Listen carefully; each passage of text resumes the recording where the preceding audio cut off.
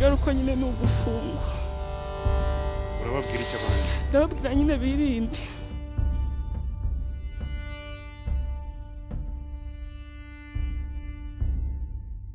Jepoli uri hano kuri polisi, navuga ko utunyiremo umuncamake nihe impamvu uri hano, byagenze gute bagufatiye mu? Impamvu ndi hano ni ukubera kwangiza amabwiriza ya COVID-19. Byagenze gute? Turavuga cyane kugira abantu bumve byagenze gute, mwayangije gute? Twari mu rugo wanjye kwa gatanu, uwo bita Dr. Rodrigue niwe wampamagaye ambwira ko hari abatipe bavuye muri Amerika bafite deal, bafite bamwe no muri Tanzania bafite imirima minini bahinga imiceri, ko bashaka ku expandinga ibintu byabo bikagera no mu Rwanda. Bwari mu rwego rwo kuduhuza kugira ngo tubiganireho, dukore contract hanyuma dutangire gukorana mu buryo bwo kwamamaza. Nubwo rero abo ngabo abanyamerika babiri n'umutanzania umwe twabaje kumamagara, turahura, baza mu rugo. Njye mu rugo nari ndi kumwe n'abantu babiri, murumuna wanjye ndetse n'undi muntu umwe. Baraza turavugana nk'iminota 40, ndasimbuka njya kuri studio gatoya, ndababwira ndagaruka, ariko niba mufite kugenda amasaha arimo arakura. Uvuye studio ndagaruka ndahabasanga, nsanga barimo baranywa ariko bagiye gutaha. Njye mpita njya kuryama ko nari naniwe. Mu kubyuka rero nsanga polisi iri hano, hari n'abantu benshi ntazi uko bahageze, nari ndyamye. Ndabyuka batuzana ahangaha, yako twari benshi, urumva ko ni wanjye. Uko babona gutya babasanze mu rugo abose 12. Hanyuma mu byo polisi yatubwiye mbere nuko babasanganye n'ibiyobyabwenge birimo n'urumogi. Jepoli nawe warabibonye? Ibyo ntago mbizi kabisa, kuko icyo nzi nuko twanyije amabwiriza ko haje abantu benshi kandi ni wanjye, ariko ibyo bindi byo ntabyo nzi kabisa. Ntabyo wamenye? Jepoli batubwira aba bantu bari baje bawe kudusura ni ikirori? Oya, nasobanuye.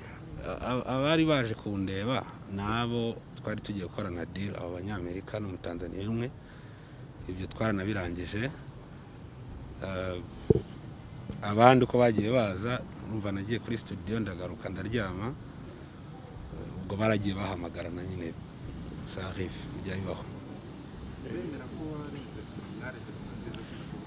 Ndabyemera kandi ndabisabira imbabazi rwose. Babafatiye hehe? Mwari muri abantu bangahe? Nabibabwiye, badufatiye mu rugo Kibagabaga.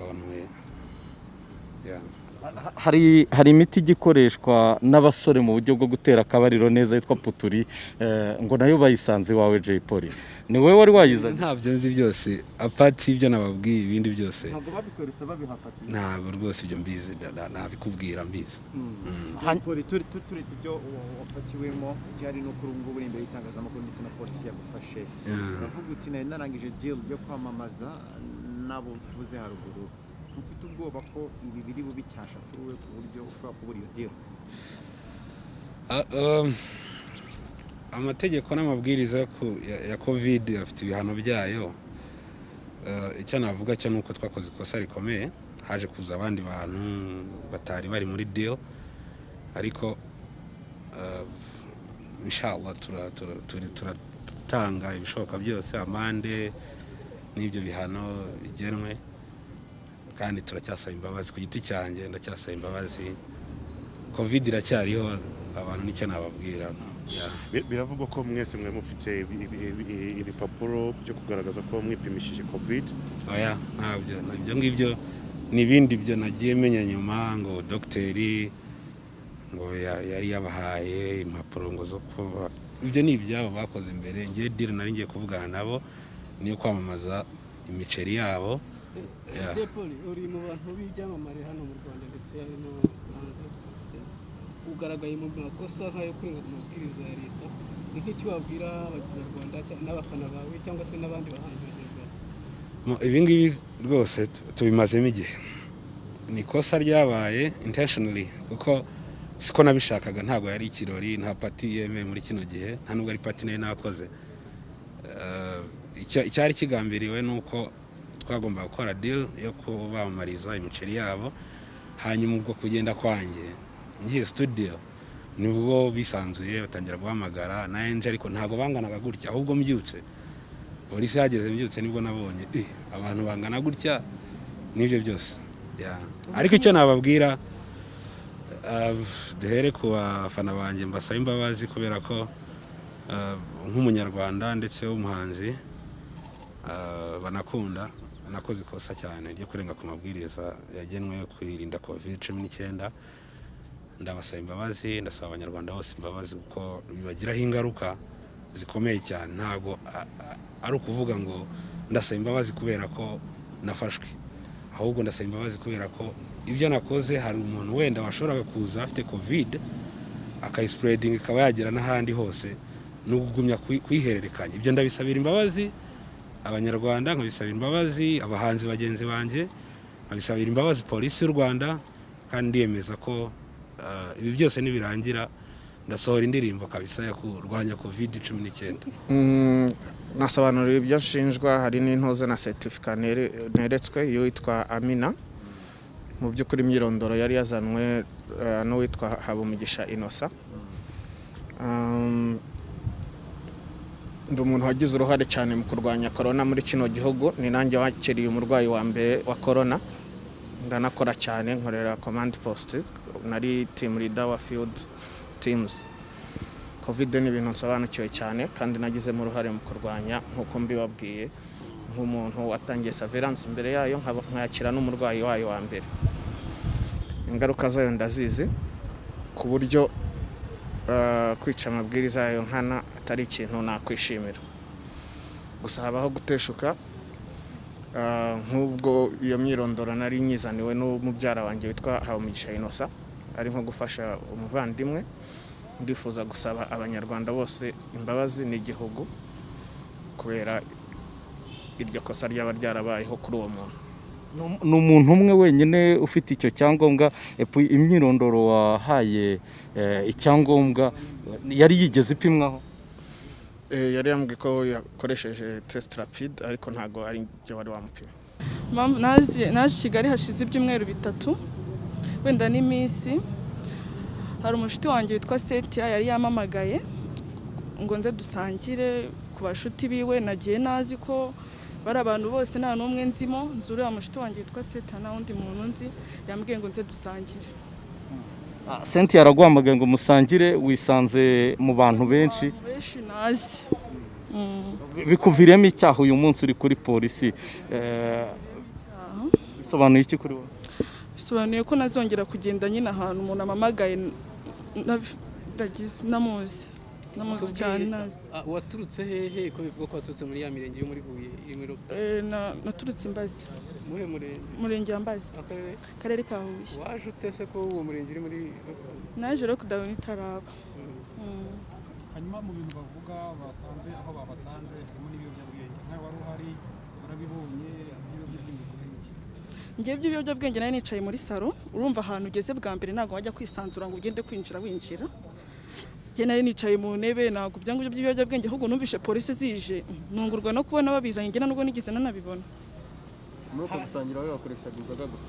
Ngiye kuri gusangira, ahubwo ngiye bakiza nari maze mu Heineken imwe, nibwo nari nyihagera. Byari nko mu masaa 11 saa 8 ni kuwa kangahe? Kwa gatanu. Biravuga ko mwafatiwe kwa Jepoli muraziranye? Jepoli ntago muzi, nibwo bwa mbere nari mubonye. Ninde wagutumiye kwa Jepoli wagezeyo? N'umushuti wanjye witwa Setia yaramamagaye arambwira ati Naira uri hehe? Ndamubwira ati njyewe ndi kwa mukuru wanjye ko naje gusura mukuru wanjye Masaka. Ati se waje tugasangira ahantu ndi? Ndamubwira ati ngo ngwino hari amayoga. Ndamubwira ati njyewe reka nakuruhushya mbone kuza. Arambwira ati ngwino. Niko kugenda nyine ngisanga muri bari abantu. Uyimbaza imbere igiye muri lockdown, baragutumiye, ni kamwe polisi ziramfasha. Ntabwo nzongera kujya nyine mu bintu nka biriya bidafite agaciro. abandi urababwira iki bagenzi bawe batazi ko iyo bafatanywe icyaha cyo ikosa ryo kwirinda covid ingaruka ni izi ngizi? Ingaruka nyine ni ugufungwa. Urababwira iki abandi? Ndababwira nyine birinde. Buriya ushobora kurenga ku mabwiriza yo kwirinda kino cyorezo cyo ni kimwe, ariko twagiye tuvuga kenshi ko hari ubwo bigaragara ko hari n'ibindi byaha ushobora kwisangamo nka bira bisubizo mpimbano. Byumvikane rero yuko aba bantu uretse kurenga ku mabwiriza yo kwirinda iki cyorezo cya COVID-19 urumva hari n'ibindi byaha bashobora kuba bari bukurikiranweho. Hari bira bisubizo mpimbano bitemewe kandi umva ko umuntu ashobora kuba nabicuruza. Ibyo birakurikiranwa n'inzego zibishinzwe zikora iperereza ryimbitse, ariko nawe arabyemerera yuko nyine hari ibisubizo mpimbano. Cya kabiri ni ibiyobyabwenge byasanzwe hari aho bari. Ibyo nabyo bigira uburyo bikurikirana. Abantu rero rwose bareke kwikurura ibibazo. Muri abantu harimo umuntu waturutse Huye mu murenge wa Mbazi. Murabizi yuko umurenge wa Mbazi ngira ngo ufite uri mu kato, ngira ngo uko mbyibuka nicyo kikwerekera nyine ikibazo kiba gihari. Hari umuntu uturutse mu majyepfo Huye mu murenge wa Mbazi, hari igisubizo mpimbano, hari ibiyobyabwenge. Urumva ko ni uruhurirane, hari ukurenga kuri ayo mabwiriza. Icyo dusaba Abanyarwanda rero ko ibintu babicikaho rwose. Buri gihe ejo bundi twaberekaga abantu bari muri mu ntuza gukora ibirori bitemewe mu ngo bizihiza amasabukuru. Ubushize twaberetse abandi, uyu munsi tuberetse abangaba bari bahuye baturutse hirya no hino. Ariko none urumva n'ibindi byaha biba bishobora kuba bishamikiyeho basanga. Tumva rero mu by'ukuri Abanyarwanda bakwiye kubyumva bakabyirinda bakabyamagana. Ariko noneho turasaba buri muntu wese ahabona bino bintu bitemewe kuduha amakuru, kuko turabizi neza yuko n'ubundi amakuru aba yaturutse ku baturage batandukanye. Polisi yicara ishakisha amakuru, polisi yicara yakira amakuru, iyashungura, iyasesengura. Akari byo bituma ibi byose mujya tubereka ibikorwa byose byo gufata abantu bigerwaho. Afande, uvuze ko mwabasanze hehe ibyo biyobyabwenge barimo kuvuga? Ese ni bwoko ki, bingana bite? Icya mbere ni uko twabasanze kwa Jaypole, bari basanzwe mu rugo rwe. Muri abantu 10 n'abangahe bari mu nzu mu cyumba muri saro bicaye banywa inzoga, biteretse inzoga. Icya kabiri ni uko ibiyobyabwenge bivugwa n'urumogi. Icya gatatu ni uko nicyo nyine cyangombwa mpimbano, ngira ngo namwe mwabyimviye na nyirabyara byivugiye. Ntabwo rero ibyo byose byemewe. Afande, uvuze ku cyangombwa twarusanze mu nzu barimo. Ibyo twavuze yuko biri bikurikirana ku buryo bwimbitswe. Hari uburyo bwinshi inzego zikora. Ibyo reka tuze kubikurikirana, ariko twababwiraga nyine n'ibindi biba bishamikiye kuri ibi byose tuba tubona cyangwa tuba tuberetse. N'ubwa mbere hagaragaye umuntu wakoze icyangombwa cyo kwipimisha covid akagitanga mu buryo bunyuranyije n'amategeko. Niba mbyibuka ni uwa mbere mwerekanye. Bisobanuye iki cyangwa se biratanga ubutumwa ki nanone mu nzego z'ubuzima? Icya mbere biratanga ubutumwa ku Banyarwanda. Reka ariho duhera. Abanyarwanda hari inzira zashyizweho, hari uburyo bwashyizweho bwo kwipimisha covid. Ibigo bipima covid-19 cyangwa se n'ibitaro birazwi. Ibi byaratangajwe na Minisiteri y'Ubuzima. Nibe ariho bagana ibyo bigo, bagane n'amavuriro apima. Icya kabiri nuko abakozi babikoramo badakwiye gukoresha bazi ibyemewe kugira ngo bahimbe bitemewe. Ingaruka ni izingizi, gukoresha inyandiko mpimbano nk'uyu nguyu yafashwe.